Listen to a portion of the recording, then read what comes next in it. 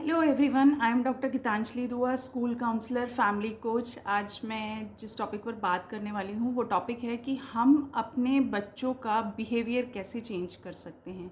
आजकल पेरेंट्स की बहुत कंप्लेन आती हैं कि बच्चों का जो बिहेवियर है वो बहुत ही गलत होता जा रहा है। उस बिहेवियर को चेंज करने के लिए पेरेंट्स बहुत परेशान रहते हैं। तो सबसे पहली चीज़ है कि आप अपने बच्चे को सबसे पहले मर्यादा में रहना सिखाएं। उसको ये पता होना चाहिए कि एक थिन लाइन होती है हर चीज़ की, वहाँ तक वो अप्रोच कर सकते हैं। उससे आगे अगर वो उस लाइन को क्रॉस करते हैं तो उसको उसके लिए पनिशमेंट भी भुगतनी पड़ सकती है। तो ये चीज़ आपको समझाने की ज़रूरत है। दूसरी चीज़, पेरेंट्स को अपने बिहेवियर में चेंज लाने की ज़रूरत है, तभी वो अपने बच्चे का बिहेवियर चेंज कर सकते हैं। कैसे?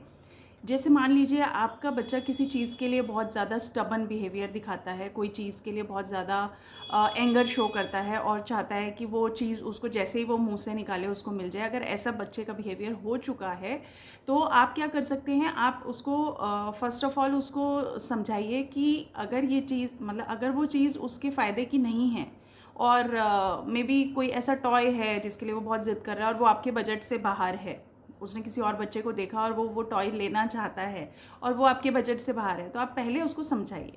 अगर उसको तब भी वो बात समझ में नहीं आती है तो सेकंड टाइम आप क्या कर सकते हैं, सेकंड टाइम आप उसको वार्निंग दे के छोड़ सकते हैं कि अगर आप ज़्यादा ज़िद करोगे तो मैं आपके बाकी टॉयज़ भी हटा दूंगी, या फिर जो भी आपकी फेवरेट चीज़ें हैं मैं वो वहाँ से हटा दूंगी, डिस्कार्ड कर दूंगी। लेकिन अगर बच्चा फिर भी स्टबननेस दिखा रहा है और बच्चा नहीं मान रहा है तो थर्ड टाइम आपको थर्ड वार्निंग, जिसको हम बोलेंगे, थर्ड वार्निंग नहीं होगी, थर्ड होगा कि आप थर्ड स्टेप होगा कि आप उससे वो चीज़ ले लेंगे। आप उससे वो चीज़ वापस ले लेंगे, जो भी उसके टॉयज़ वगैरह हैं या उसकी फेवरेट चीज़ें हैं घर में वो सब उससे वापस ले लेंगे, ताकि बच्चे को उस चीज़ की अहमियत समझ में आए।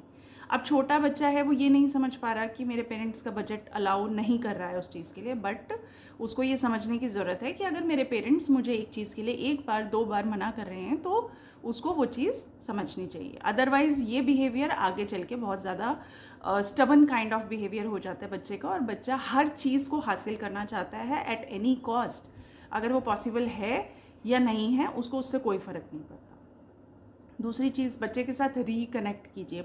आजकल पेरेंट्स जो हैं बच्चे से कहीं ना कहीं डिसकनेक्टेड हो गए हैं, जिस वजह से बच्चे को लगता है कि पेरेंट्स के पास तो टाइम नहीं है और मुझे जो चाहिए वो अगर मैं मांगूंगा तो मुझे ज़रूर मिलेगा। तो आपको बच्चे के साथ रिकनेक्ट करने की ज़रूरत है और बच्चे को ये जो थिन लाइन डिफरेंस है ये समझाने की बहुत ज़्यादा ज़रूरत है।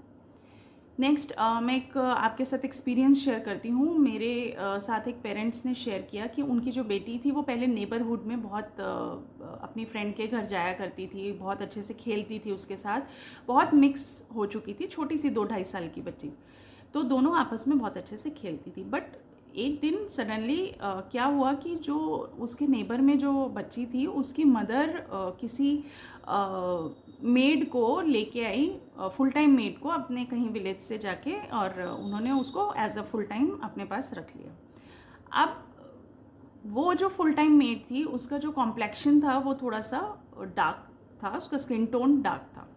अब ये जो बच्ची जो नेबर के घर खेलने जाया करती थी ये उनकी मेड से डरने लगी और इसने एक अलग टाइप का बिहेवियर शो करना शुरू कर दिया कि मुझे उनके घर नहीं जाना है।